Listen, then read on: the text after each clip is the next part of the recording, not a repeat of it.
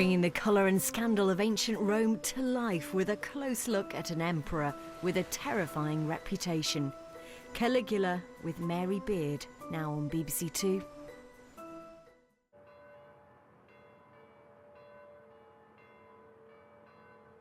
It was mid-afternoon on the 22nd of January, 41 AD. In the morning, the Emperor Caligula had been to the theatre, but he had a bit of a hangover, so he decided to skip lunch and freshen up with a quick bath.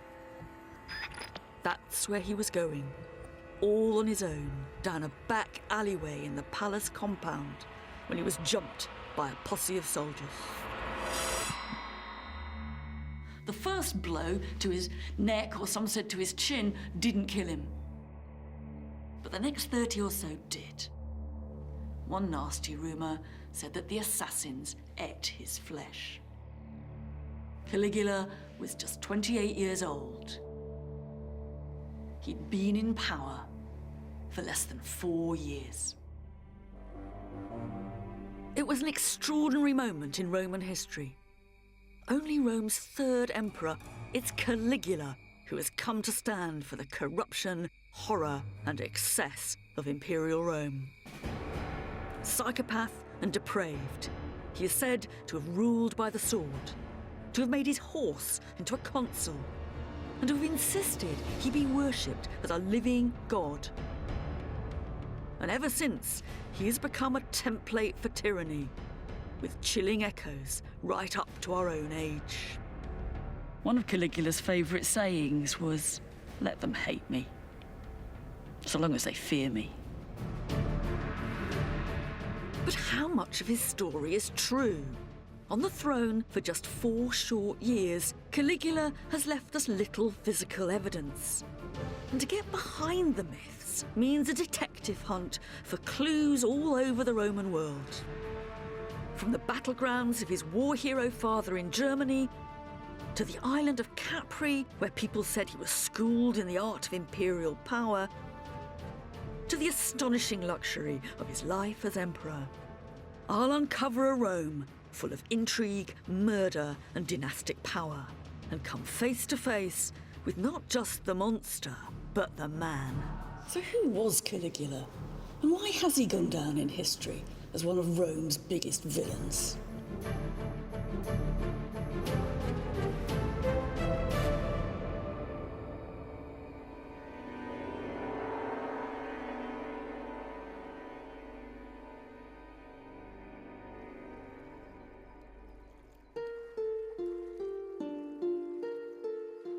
The first clear sight we have of Caligula in any historical record is a long way from Rome. From about the age of 2, Caligula spent his childhood on the road on the empire's northern frontier, parcelled round from army camp to army camp with his mum and his dad, one of Rome's most charismatic military commanders. By now, Rome had been under one-man rule for just 50 years. And a generation after the first Emperor Augustus, power was in the hands of one family, Caligula's. His father was Germanicus, the blue-eyed prince of the imperial family, the nephew of the Emperor Tiberius, and himself tipped for the throne.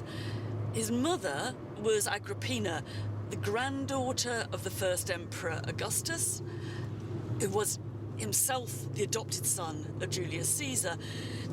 In the world of ancient Rome, you didn't get more blue-blooded than Caligula.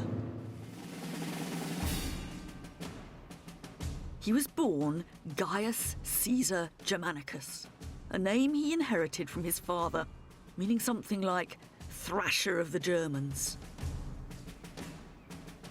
And these were the family fields of honour, the killing fields where Caligula's ancestors cemented their reputations and political power.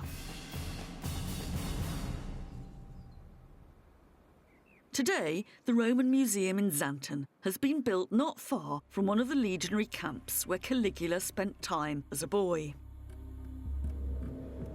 Inside, there is a remarkable collection of Roman military gear, from medals of honour with portraits of Caligula's dad Germanicus and mum Agrippina dished out to soldiers, to what was then the most technologically advanced armour and weaponry on the planet.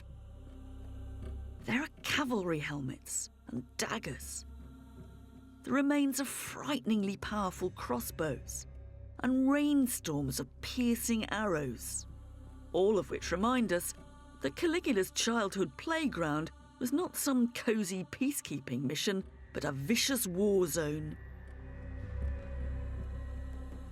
But perhaps the museum's most intriguing artefact is also its most humble. This is a perfectly preserved Roman caliga, a standard army-issue soldier's sandal made of tough leather with hobnails on the sole. Now, if there's one object that's really associated with Caligula, it's the caliga. The story goes that when he was a boy and he was living on military camps with his parents, his mum had him dressed up in the uniform of an ordinary Roman soldier, right down to the Caligae. He was a kind of baby squaddy, a legionary mascot. And we tend to think of the name Caligula as a rather grand imperial name. In fact, it was the little boy's nickname. It means little boots, bootykins, or the kid in the Caligae. When he grew up, Caligula hated it. It must have seemed as if he was being called Emperor Didums or something. And if you'd have asked him what his name was, he would have said quite correctly his name was the Emperor Gaius. The fact that even now we still call him bootykins shows just how successful his enemies were in pouring scorn over him. He himself would have been horrified to think of us calling him Caligula.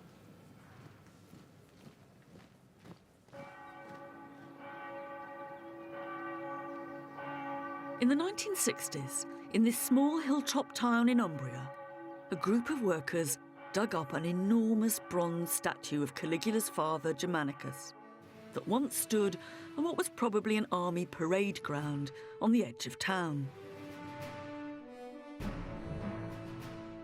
It shows him in the classic pose of an imperial leader, arm outstretched, addressing his troops. And standing beneath him, one can't help but sense the status and glamour of the man in whose shadow the little Caligula grew up. One theory is that the statue was put up by Caligula himself after becoming emperor, in memory of the event that radically changed the course of his life.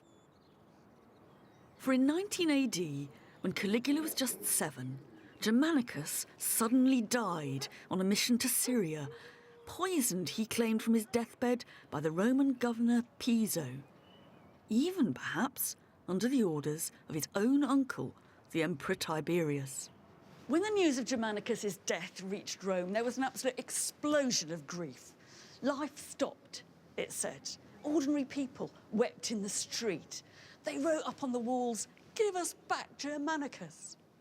The only people not grieving were the emperor and his mother. They weren't seen in public, and they didn't authorise a full state funeral when the ashes of Germanicus came home to be put in the family tomb. Eventually, Piso was put on trial, but a few days in, he conveniently committed suicide, and the trial was turned into something more like a public inquiry. And this is a copy of the record of that public inquiry, the formal report, inscribed in bronze, dated the 10th of December 20 AD. Basically, the message is the only person guilty here was Piso, conveniently dead. But the most extraordinary bit of the document, and its real point, is down here, where it says that one of these reports is to be inscribed in the chief city of every province, and that it is to be inscribed in Hibernis, in the winter quarters of each legion, cuiusque legionis. This is mass communication Roman style. It's a major attempt to get the official message across everywhere. it's hard not to think it all might not have been too little, too late. The suspicions circling around Germanicus's death would mark the start of an increasingly bitter feud between Caligula's mother Agrippina and the palace.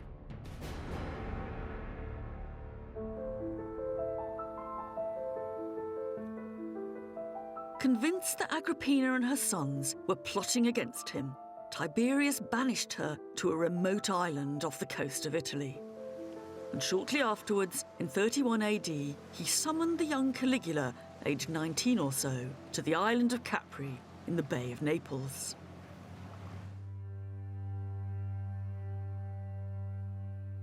This was the seat of Tiberius's power away from Rome. It was from here that he ruled the empire by proxy, from a whole suite of imperial villas built high into the cliffs. Tucked away in a museum on the island is one small trace of Caligula's stay here.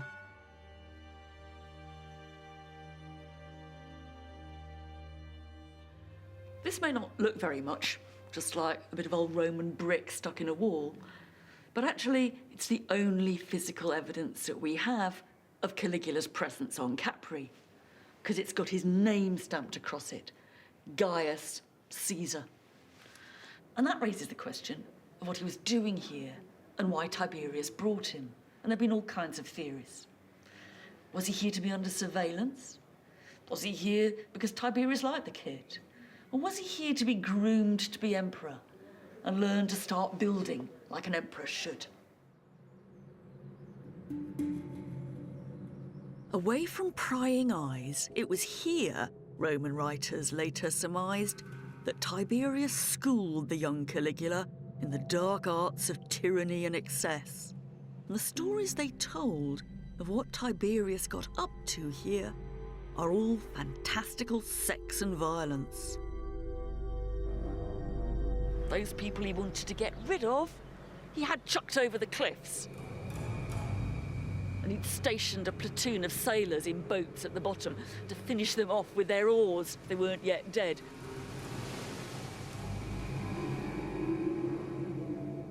And for poolside fun, he had a troop of little boys, his little fishes, he called them. They'd been specially trained to swim between his thighs while he was in the pool and nibble his genitals. Whatever Tiberius really got up to, we do know that Caligula's time in his charge was defined by remarkable brutality, much of which was aimed at his own family. For while Caligula was living in the lap of luxury, his mother Agrippina was beaten up. She lost her sight in one eye, she went on hunger strike, was force-fed, until finally she starved to death. Not only that, both his brothers came to violent ends. One by one, Caligula had lost his father and his mother and his two elder brothers. He and his sisters were the only ones in the family left. It's a chilling reminder that in Rome, the closer you were to power, the harder it was to survive. In the vaults of the British Museum is one macabre memento from Capri that sums up the young Caligula's life in the emperor's court. It looks like a real skull, but actually it's an extraordinarily lifelike work of art made of marble. This must have made a stunning centrepiece on the imperial dining table. Rich Romans loved the idea of eat, drink and be merry, because tomorrow you'll die. But if you put it back in the context of the imperial court, there are more sinister messages. For a start, there's the violence of the emperor himself. Anyone sitting round this, at the imperial dining table, must have been aware that their lives hung on a knife edge, that they could be flavour of the month one minute and dead the next. The best advice was never to let your feelings show. Keep poker-faced. And there's a horrible story of an imperial princess who's dining one evening with her brother. He keels over, dead, probably poisoned. What does she do? What all good imperial princesses should do. She just goes on eating. fact, we're told that when Caligula was on Capri and his relatives were being bumped off one by one, he learnt never to show any emotion at all. Underlying all this nastiness was an issue that the Roman Empire always struggled to work out: the problem of succession. Even though Roman power had now become a family business, since the founder of the dynasty, Augustus, there was no fixed system for passing the power on. A fatal flaw that colours the whole Caligula story. Succession posed a problem for the Romans for two reasons. First, the emperor isn't a real job. It's supposed to be just a bundle of personal powers, and so you couldn't pass those on in a normal way. But the other problem is that Augustus and Livia didn't have children with each other, even though each of them had children with other people. And what that means is there isn't a clear line of succession, a son to follow a father, a grandson to follow a son. So when an emperor begins to seem a bit sick or unreliable or gets old, all sorts of groups begin to jockey for power. There's the legions in the provinces, there's the imperial bodyguard in Rome, you've got the courtiers, you have the ex-slaves in the palace who want to know who's going to own them next, and then you've got various imperial women trying to get their sons into power. And so it's a very, very unstable situation. It is that instability and the uncertainty of it all that both produces real violence and also allegations and rumours of violence. That's right. First thing that Tiberius does when he succeeds Augustus is he sends a boat to an island on which one of his relatives has been kept in exile for decades to have the boy killed because he could have been an alternative. And what does Caligula do when he takes power? One of the first things he does is he has his cousin, a little boy named Tiberius Gemellus, murdered because he's somebody else who could have been emperor. And what's amazing is that for the first 100 years of the empire, there's not a single emperor about whose death there isn't some kind of allegation that he was bumped off, you know, that the poison mushrooms had done him in. And there is that story of Caligula, who some people said had actually smothered Tiberius, when he was, asleep, in order to take power himself. And the other story is he got the captain of the Praetorian Guard to do it for him, because emperors have people who do the smothering for them.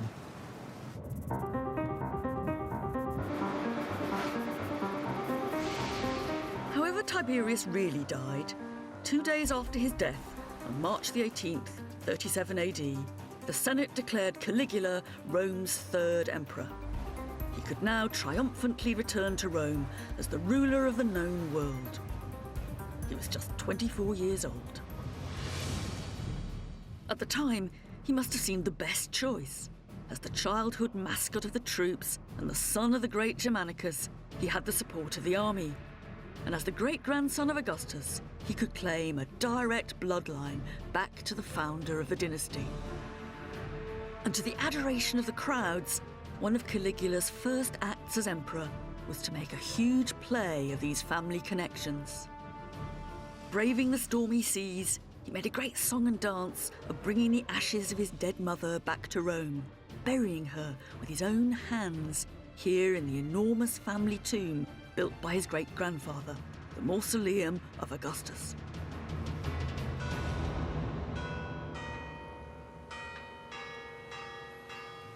At the Capitoline Museums in Rome, the whacking tombstone Caligula put up to his mother still survives, and it's so much more than just a grave marker. It starts by saying ossa. These are the bones, in fact, the ashes of Agrippina, the daughter of Marcus Agrippa, the granddaughter, Neptis, Divi Aug, of Augustus, the first emperor, who's now a god, a deus. And she's the wife, the uxor, of Germanicus Caesar, the golden boy of the empire. And she's the mother, Matris, of Gaius, Caesar, Augustus, Germanicus, Princeps, the emperor, Caligula. In a way, it says just as much about Caligula. This is his manifesto to his right to imperial rule. But there was another way in which Caligula could get the message across about who was now in charge. By the money he minted, stamped with his portrait, and which he showered down on the people of Rome. Caligula is supposed to have been absolutely spectacularly generous. He's said on some occasions to have gone up to the first floor of a building in the Forum and actually thrown money, thrown coins at the crowd. They would have got some good cash to take home, but more important in a way, you'd also go home with a message. Because one of the ways that emperors could get their version of events and their slogans across to the Roman people at large was to put them on the coins. So, you literally carried around the imperial propaganda in your pocket. In Caligula's case, they hammer home the point about the royal blood flowing through his veins. This one shows Caligula on one side, his father, the great Germanicus, on the other. Another shows a carriage parading a statue of his mother in celebrations founded in her honour. And even more important, this one shows Caligula sacrificing a bull at the temple of his great-grandfather, the god Augustus. But this one has an even more pointed message.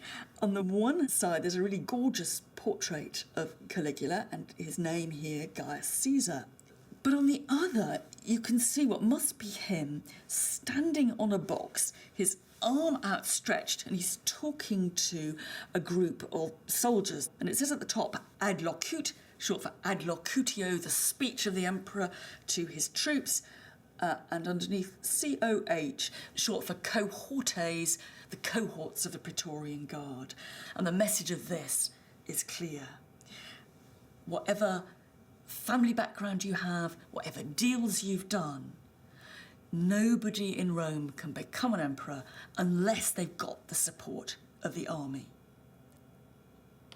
And this is what many modern despots and tyrants have also discovered. Without the support of the troops, you're either deposed or you're dead. These coins give us an idea of how an emperor branded his image in the days before TV and radio. Alongside stamping his face on the cash, cheap cameos of Caligula were cut from glass and clay, and portrait busts were sent out across the empire to be copied and turned into a whole gallery of imperial statues. And if you've ever wondered why there are so many heads and so few bodies, one reason is that the heads were always meant to be replaceable. You can see just how easy it would be to take one head out and pop another one in.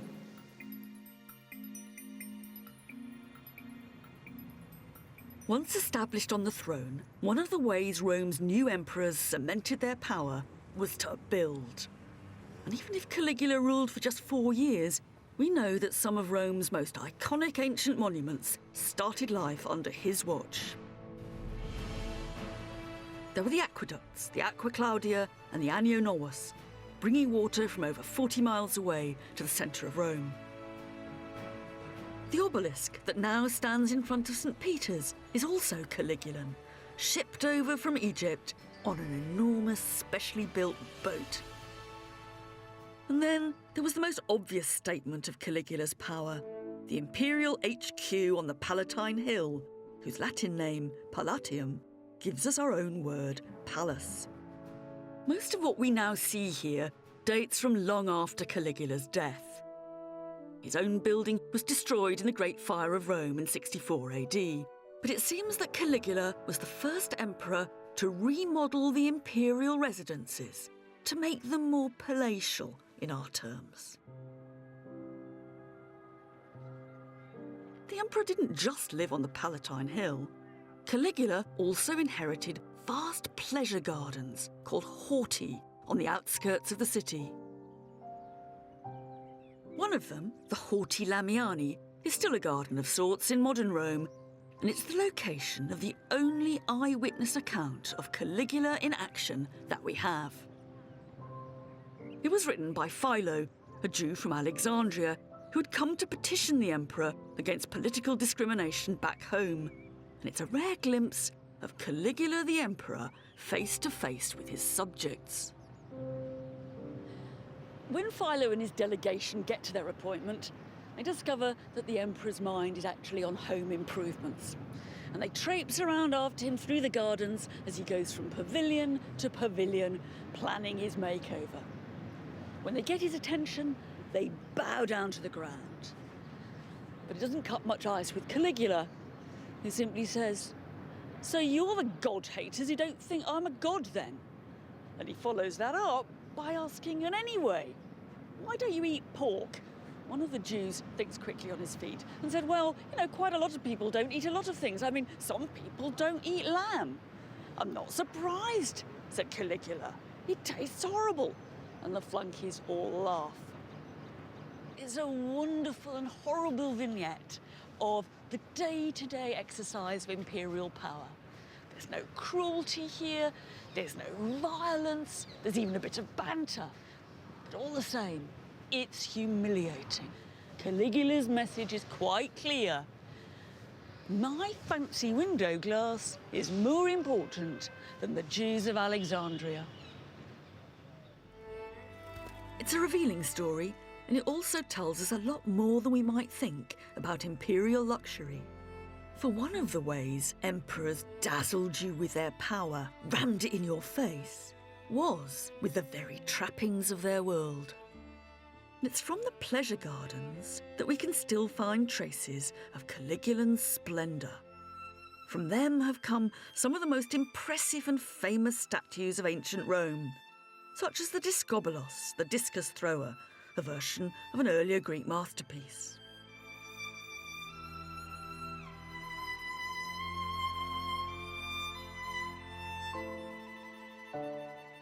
There's the Maid of Anzio, found at the palace where we think Caligula was born. And the sleeping hermaphrodite, a wonderfully urbane joke, the kind the palace just loved. On the one side, she's a luscious sleeping woman. On the other, she's definitely more of a bloke. And in the 1870s, excavators dug up an astonishing find in one of the imperial pleasure gardens that used to be Caligula's. Hundreds of precious stones, rubies, garnets, carnelians, bits of rock crystal and amber, embedded in amazing frames of filigree silver and gold. When this stuff was first discovered in the 1870s, no one could quite work out what it was. One idea was that they'd come across a throne room. But there's just so much of this stuff that I think we have to imagine precious stones literally embedded in the palace walls, twinkling in the lights at night, looking amazing, or perhaps a bit tacky during the day. We do know that Caligula was dead keen on pearls, and one contemporary witness says he actually used to like slippers with pearls sewn into them, which, if you ask me, is a far cry from those little military boots he started out with. It's a cute vision. A newly crowned emperor showing off his pearled slippers to his flunkies. But it's also another example of how the imperial family used the ostentation of their world to unsettle and disarm. This is one of the most iconic and impressive imperial paintings from ancient Rome, the so-called Garden Room, designed for Caligula's great-grandmother Livia, in whose home Caligula spent time as a boy. It's an impossibly utopian scene.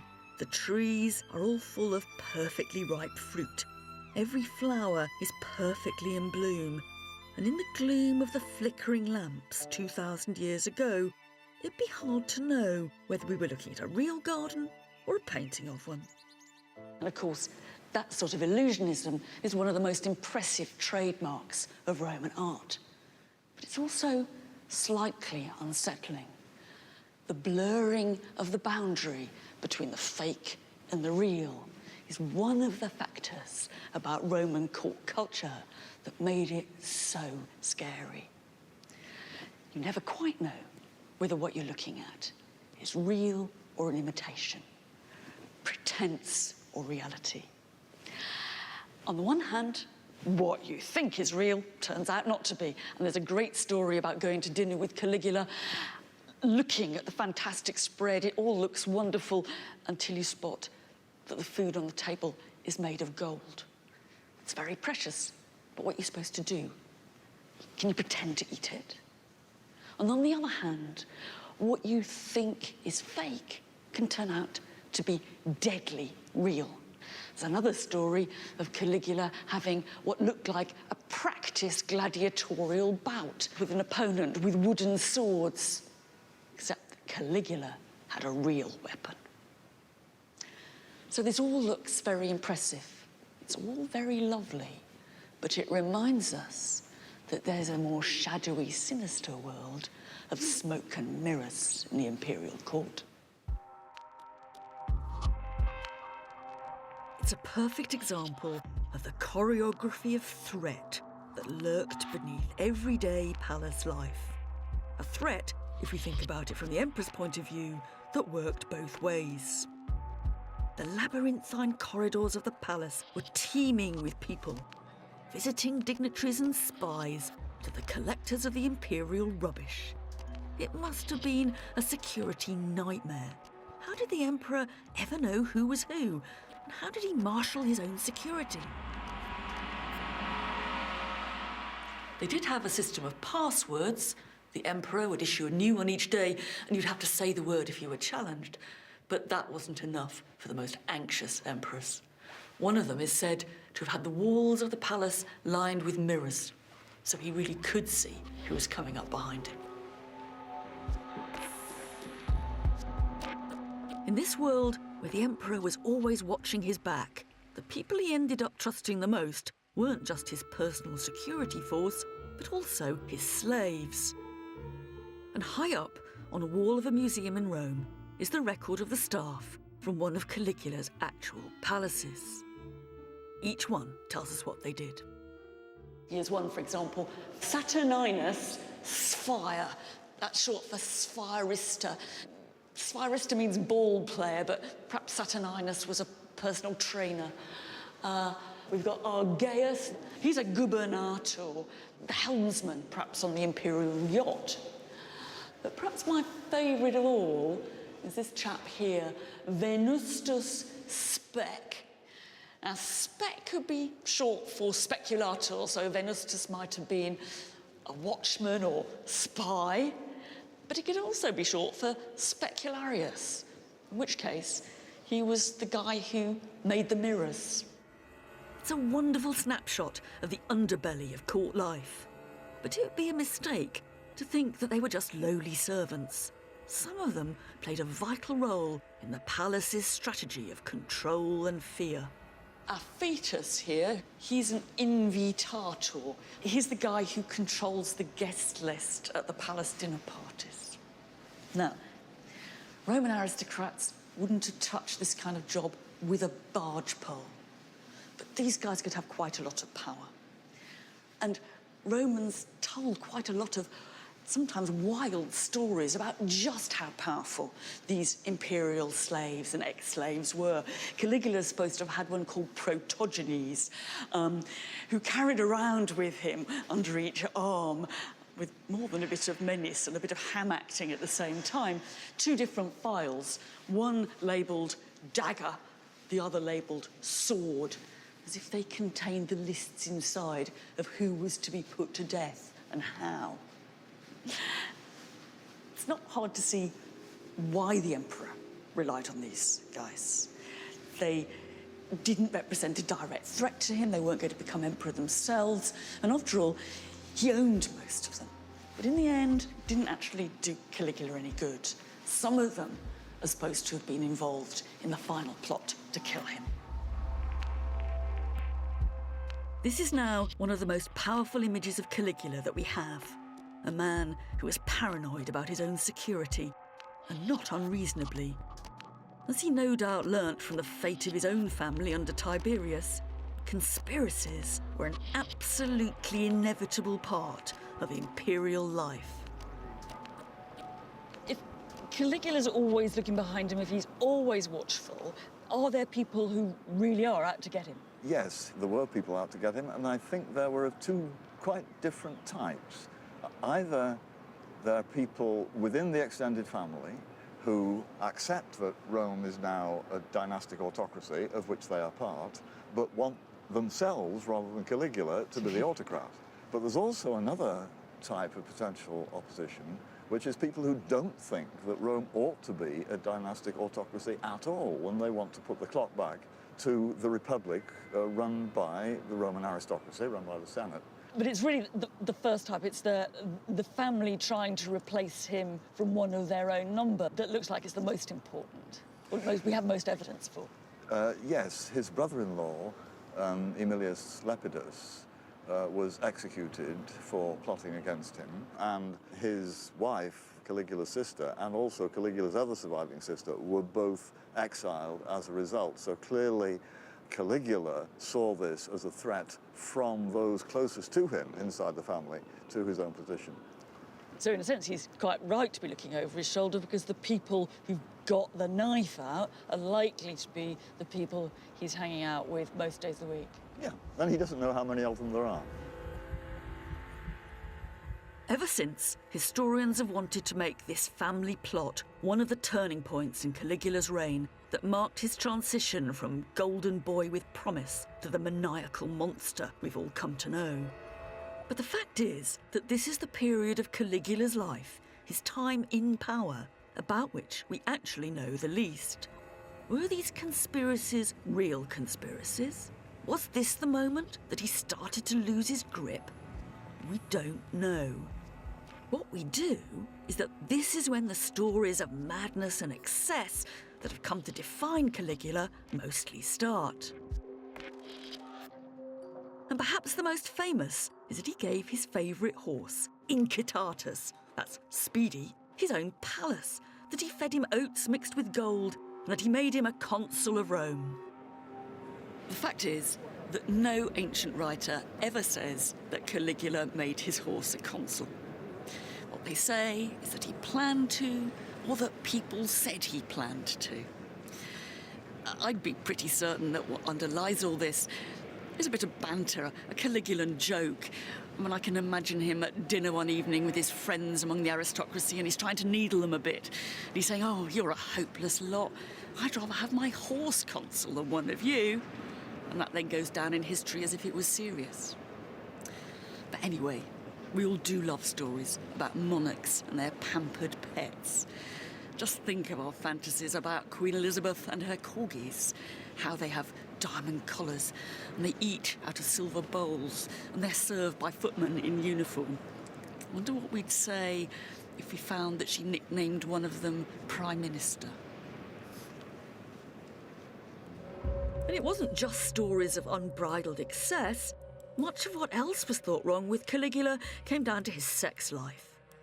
It was said he turned his palace into a brothel, loved dressing up in women's clothes, and was so insatiable for sex, he wore out his male partners. For us, Caligula has become more than anything a byword for sexual excess and perversion. We can hardly hear his name without conjuring up images of drunken orgies, sex in the wrong place, with the wrong people, with little boys, married women, virgins, and most notoriously, with his own 3 sisters. If we were making a porn movie Roman style, we'd be bound to cast Caligula in the lead. And if these stories have been added to and embellished over the years, they actually first appear in sources written years after his death, mostly by the 2nd century biographer Suetonius. And they tell us just as much about the anxieties of the Roman elite as they do about Caligula. So you get these tales about you go to dinner with Caligula, you know, a senator, and you take your wife, and then in the middle between courses you suddenly discover that the emperor has gone out of the room with your wife, and they come back a bit later, they all look a bit flushed, and then the emperor says, "Oh, she's not very good in bed, is she?" Yeah, and I think associated with those stories, there's the account of how people come into the banquet. Caligula's, on his couch. People file past the end, and he acts like someone at a slave market, sort of checking out the girls, trying to decide which one he's going to select for later. So this is how the emperor shows his power, is by humiliating the elite in all sorts of different ways, and this is one way amongst many. But perhaps the most damning story was Caligula's incest with his favourite sister Drusilla, with whom, as a boy, he was said to have been discovered in bed by his own grandmother. There's no actual accusation of incest by anybody contemporary, absolutely contemporary with Caligula, is there? And even these, this Suetonius stuff where he's talking about Granny finding them in bed. I mean, it's quite interesting that even Suetonius is only saying, people used to say that. Yeah. The gossip was, whereas he's quite clear that incest took place. When it gets to the detail, it's all... Kept at a distance. Yeah. Yes, and I mean, I think even Seneca, who's pretty much Caligula's contemporary, he does talk about when Caligula's sister Drusilla died, Caligula's excessive grief for Drusilla, that he kind of doesn't know what to do with himself. He dashes off to the country, he dashes back to Rome, he tries to console himself with gambling, and you know, he goes around in a terrible state. But he doesn't link that to perverse sexuality. I mean, I think there's also the sort of dynastic aspect of it. I mean, the stories about incest are partly about their anxieties about the way that power's now transmitted in the Roman world, that instead of it's, you know, going from one lot of middle-aged men to another lot of middle-aged men, you know, through a proper process in the Senate, it's, you know, it's one family that's holding on to power, and the women in that family then have, you know, influence in a way they never had previously done under the Roman Republic. So really what these stories are telling us about power? I think that's right. There he is, a youngish man. He's not a great military leader or anything like that, but he's got all this power as leader of the Roman world, and his relations with the Senate are clearly very uneasy, so that they tell all these stories about his outrageous behaviour.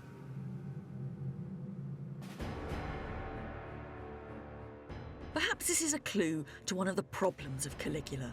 Whereas Augustus and Tiberius had come to power after prominent military careers, Boutykins was thrust on the throne at just 24. Without the military pedigree or political experience to earn the elite's respect, it's hardly surprising he might cast around for alternative, more king-like models of leadership, and that included presenting himself as both emperor and god. The boundary between Roman emperors and the gods was always a fragile one. But Caligula trampled right through it. He's said to have insisted on being worshipped as a god in his own lifetime. And to make matters worse, we're told he transformed the most symbolic space in Rome, the People's Forum, into his own stage to be worshipped. One story was that he turned the temple of Castor and Pollux into the porch of his own house, and used to go and sit there between the statues of the gods, waiting to be worshipped. Another story was he used to go up to the Capitoline Hill to talk to Jupiter there, and then built a bridge between the Palatine and the Capitoline to make those conversations a bit easier. It's even said that he had flamingos sacrificed to him. If there's now nothing left of these buildings above ground in the Forum, archaeologist Henry Hurst has uncovered evidence beneath that suggests they might not be entirely fantasy. We dug over all of this area and were very lucky in that we found some unusually well-dated remains, and we could date them pretty much to around 40 AD, around the time of Caligula's reign. And what they consisted of was a large courtyard going that way towards the hill, and behind it a very grand room, and a grand courtyard. And then where we are, a big enclosure with a central monument, and the combination of that and this grand courtyard and room makes one think of some sort of a palatial complex. And on the other side of that wall is the temple of Castor and Pollux. Yes. So the story that Caligula extended the palace out towards the Forum and made the temple his vestibule seems quite possible, because these remains are huge and palatial and very close to the back of the temple. And what about Caligula's fantastical bridge to Jupiter on the Capitoline Hill, which, if true, would have spanned a distance of over 250 metres and been 30 metres above the ground? The sane and traditional view of this is that the bridge was just a timber footbridge which went from somewhere high up using the roofs of buildings and ended up over in the Capitoline, so you wouldn't find any traces archaeologically. But we have the mystery of what we're standing on. What it looks really like is a pier of the Roman bridge at Verona. These looked like that quite a bit, so we thought, is this a bridge pier? And in favour of that is this question of levels, because the temple behind us there is 1 story up from where we are. There's also the story about how Caligula threw coins from the roof of the Basilica Julia, also 1 story up, and that was just over there. So it would be quite sensible, if you were having a bridge, for it to be effectively 1 story high, so that it could link these things all at first floor level. So raised walkway, and then up to the Capitoline. And then eventually up to the Capitoline, yes. It's just a small block of marble, a tantalising clue to the lengths Caligula went for his own self-aggrandisement. But it also points to the difficulty we now have in separating fact from fiction. After just 4 years in power, there's little hard archaeology that we can tie to Caligula for certain. But there is one site not far from Rome where we can. This is Lake Nemi, one of Caligula's favourite places. And it's where all the myths come together.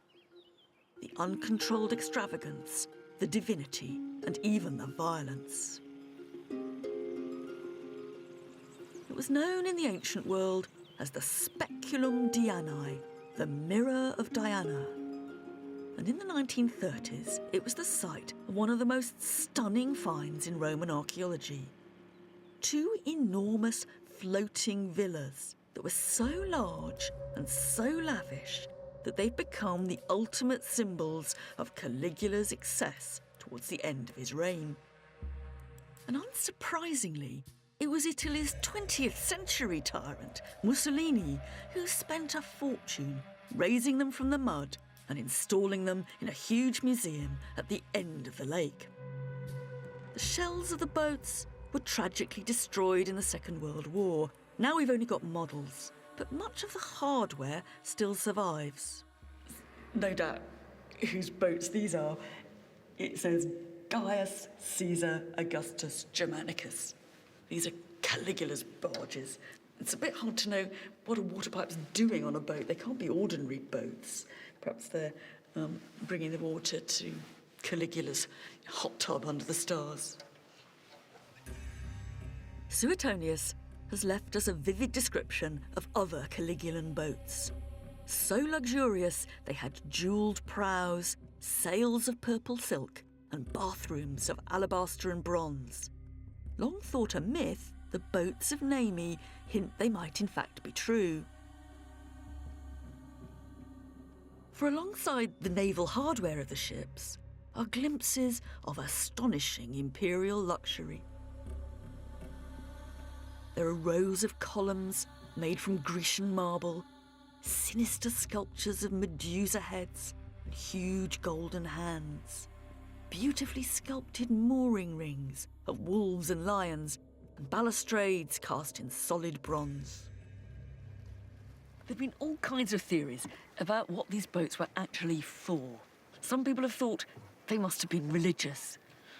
Was it here that Caligula came to commune with the goddess Diana by the light of the moon?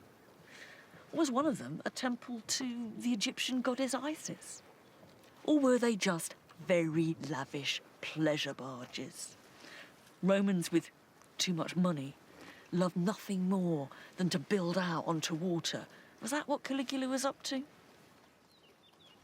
The boats of Nemi will no doubt always remain an enigma. But there is one place on the lake where Caligula's intentions come into sharper focus.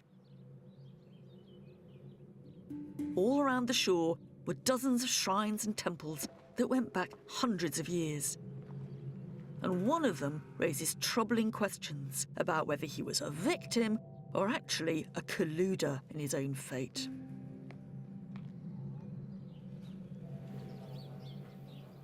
This was once the sanctuary of Diana, a richly decorated temple in a grove of sacred trees. There was just one weird thing about the Sanctuary of Diana, and that was the priest in charge, the so-called King of Nemi, the Rex Nemorensis. First of all, he was a runaway slave. And secondly, in order to get the job, he had to kill the present incumbent. If you wanted to become Rex here, you came to the sanctuary, you went and found the special sacred tree, you pulled off a branch. If you managed to pull off that branch, you were allowed to challenge the current priest to a fight to the death. If you won, you became Rex yourself, but of course, you also got a death sentence because someone else would be along sooner or later to challenge you. Ancient writers tell us about seeing the priest in this sanctuary. He had a sword in his hand, and he was always looking furtively about him, for obvious reasons. The ritual of Nemi harked back to a very primitive level of ancient religion, and Caligula was said to have revived it with glee, finding a slave to come and kill the priest in charge. Whether Caligula did that because he wanted to inject a bit of religious reality into what had become a charade, or whether it was just capricious sadism, we don't know. But it's hard not to think of the King of Nemi as an uncanny double of the Emperor of Rome. Both were looking behind their backs. Maybe Caligula had spotted that too.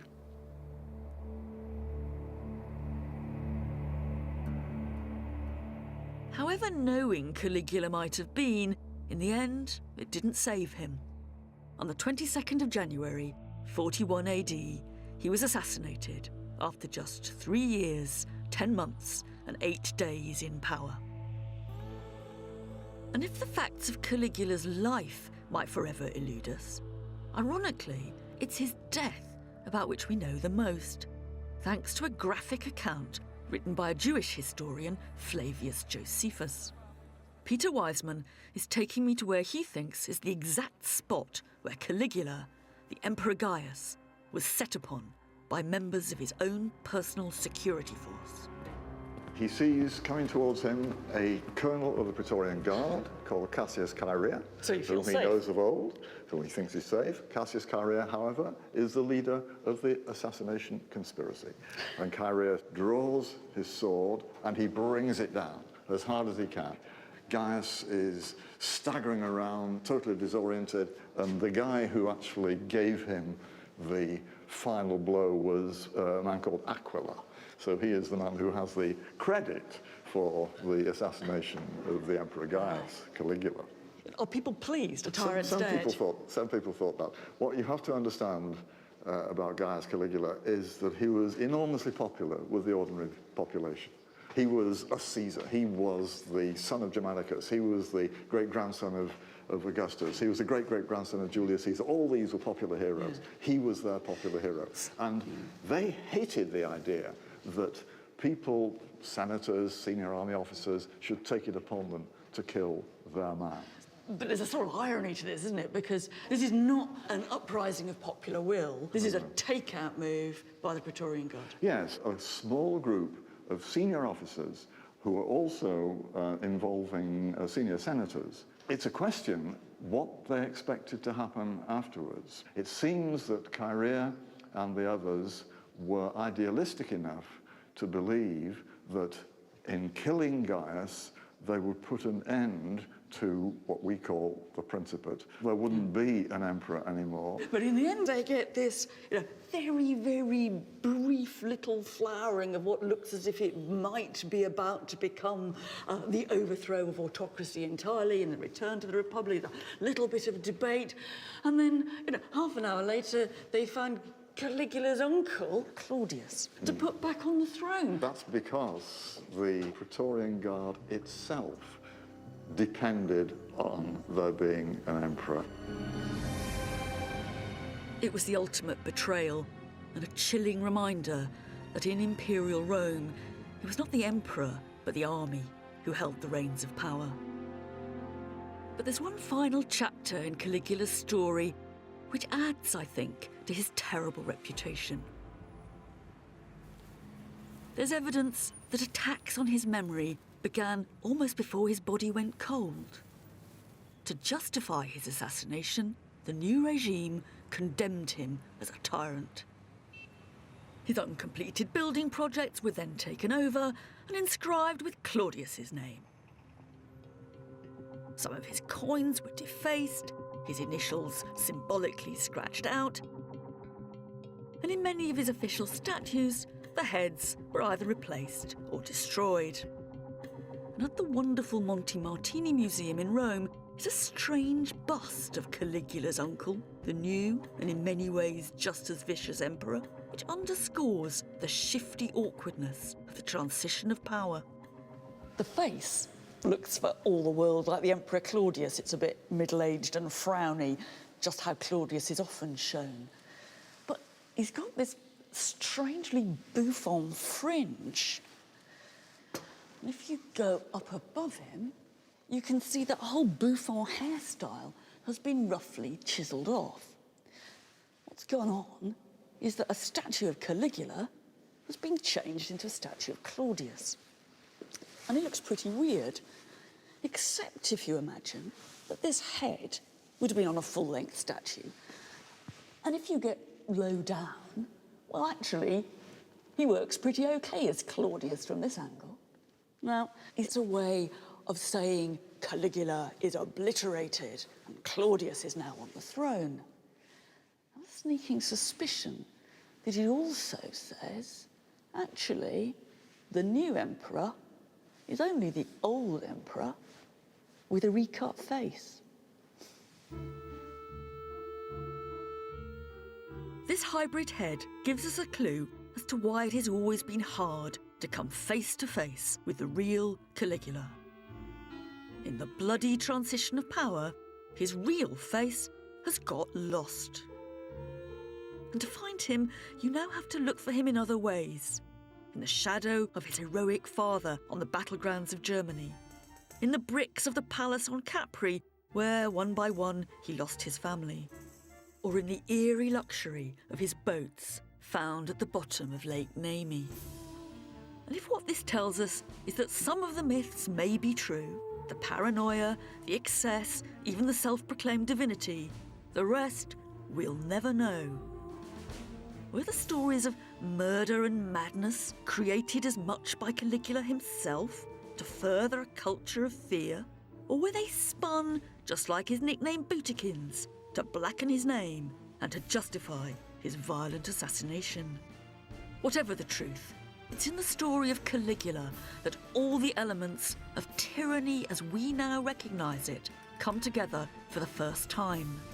And perhaps that's why he's left such a powerful imprint on our world. For almost 2,000 years now, Caligula's made people reflect on power and its abuse. The man and the myth, and to be honest, you can't ever quite separate the two, have raised all kinds of questions about cruelty, excess, about adoration, about the delusions of an autocrat, and about his fearful isolation. But for me, Caligula also turns the spotlight onto ourselves, about what our own responses to tyranny should be. Maybe there's a lesson. After all, when that group of disgruntled army officers decided to rid Rome of the monster, sure, they left him in bits on the palace floor, but all they got was more of the same.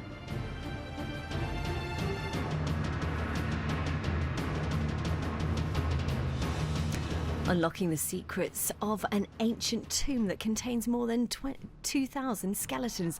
The Mystery of Rome's 10 Tombs is available now on the BBC iPlayer.